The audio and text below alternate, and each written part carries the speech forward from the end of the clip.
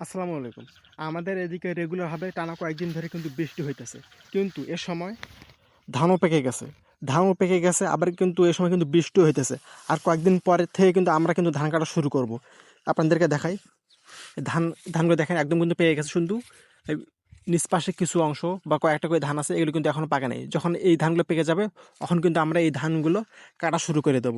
কিন্তু এখন বিশেষ করে কিছু কিছু জায়গায় মানে ধানের জমিতে এত পরিমাণে বৃষ্টি পানি বেঁধে গেছে, মানে ধান একদম ধানের উপর পর্যন্ত একদম পানির নিচে তলিয়ে গেছে।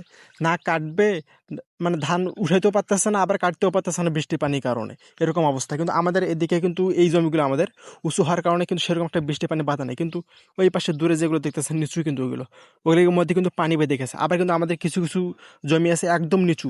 ওই নিচু জমিগুলো কি হয়েছে, ধান কিন্তু একদম পানির মধ্যে পড়ে গেছে। আর কয়েকটা দিন থাকলে কিন্তু ধান থেকে গাছ বের হয়ে যাবে। গাছ বের হয়ে গেলে কিন্তু ওই ধানগুলো একদম নষ্ট হয়ে যাবে। কিন্তু আমাদের এই জমির ধানগুলো এখনো কিন্তু পাকে নাই সেরকমভাবে।